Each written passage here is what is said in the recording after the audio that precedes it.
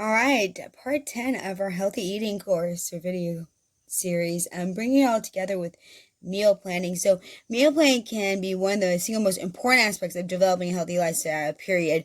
When we are unable to visualize the future of our eating, it can be very easy to succumb to the temptations of unhealthy food that we have become addicted to, especially if our habit is to eat them rather than eating the foods that will nourish us. Meal planning is quite an endeavor on some cases, but it can be somewhat intimidating, and especially to somebody who suffers with organization.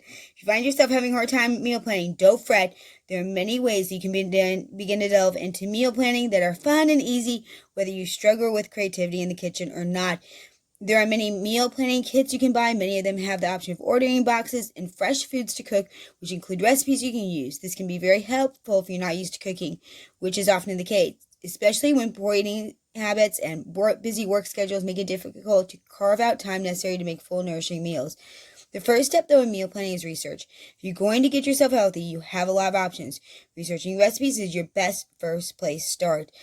Accumulate a binder full of healthy food recipes that you want to try out. It can be both fun and educational. It will open your mind to several possibilities you have otherwise scoffed or at too difficult to prepare, or maybe even teach you things that you have never known before.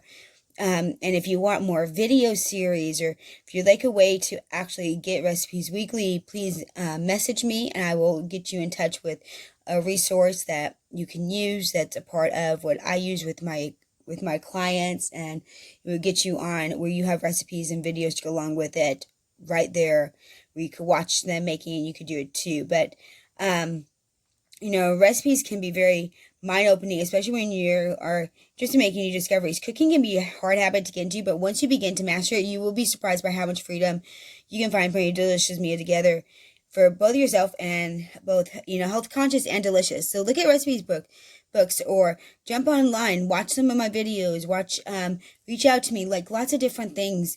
Ask your friends who are healthy, and you'll find very delicious, nourishing recipes, and might also want to look into things that seem simple. You can find simple ones. Next, keep your recipes organized in a simple way that is easy to navigate. If you find yourself overwhelmed by lack of organization, take meal planning that much more difficult. So when you're beginning a new habit, you want to make sure that you're doing everything as you can to make it simple as possible. Too much change at once can too much demand on your system. That's why it's the micro things that we change. You should always try to implement small, easy changes until they become a habit. So make sure they are easily accessible so you can begin preparing your meal. Maybe you can organize it on your iPad. So you could do that, or on your computer, or a binder with laminating pages or plastic sleeves, so they're not affected by water or food contamination. When you organize your recipes, it would be helpful for them more breakfast, lunch, and dinner and snacks. This will help you reference proper recipes easily once you begin to start cooking. If you like, you can even organize your binder by day of the week, so you have meals planned and printed out for each day. There are many ways you can organize your recipes. Do what seems the most sense to you and intuitively. Don't force yourself to do a new type of organization that doesn't work for you. So make sure you do what works best for you in your life. Make sure you're taking the time regularly to seek out new recipes that stand out to you.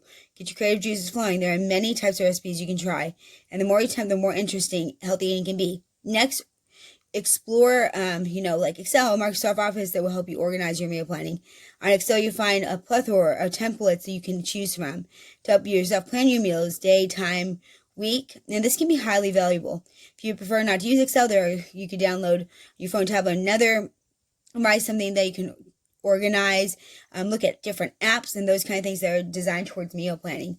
This is important, so that make sure your meals are organized and easily accessible. Having a meal plan is extremely helpful when it comes to embarking on the journey to healthy eating. Can't stress that enough.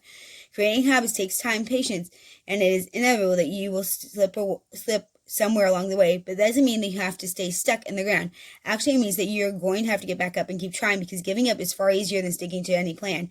One thing that can really help when it comes to meal plan is sticking with the theme. For example, a lot of people have a specific thing like Taco Tuesday for another day assigned a specific meal. If you think it would help you to stay on track, feel free to, do that type of meal planning. If it is done for a reason, because it works to help keep things simple.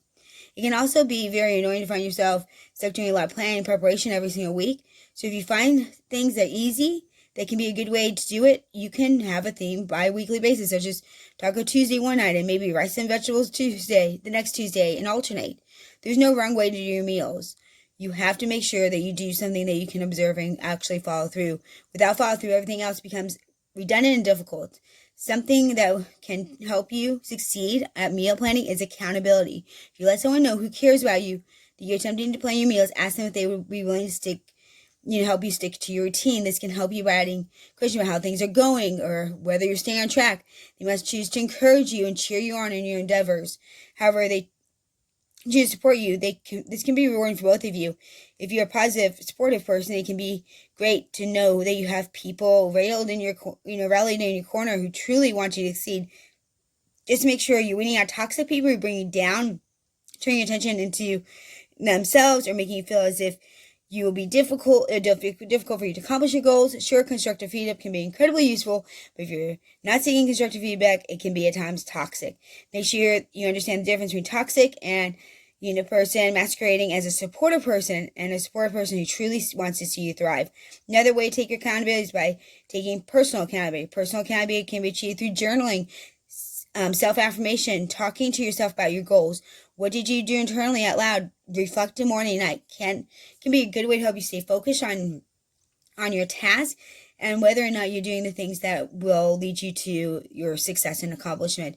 If you find you're not, instead of beating yourself up, consider your obstacles and move them as you begin to uncover them. This is the only way you will ever be able to really succeed over them. If you try, everything will ultimately fall into place because you're making an effort and creating positive changes in your life. Journaling is used for many reasons. This can help you write down what you have in and when and how much. This will give you a good idea of what you can realistically expect for yourself, the things that you should address, take note of, but instead of being angry with yourself for not being, perfect right away, remember that it's a process. Progress over perfection is key here.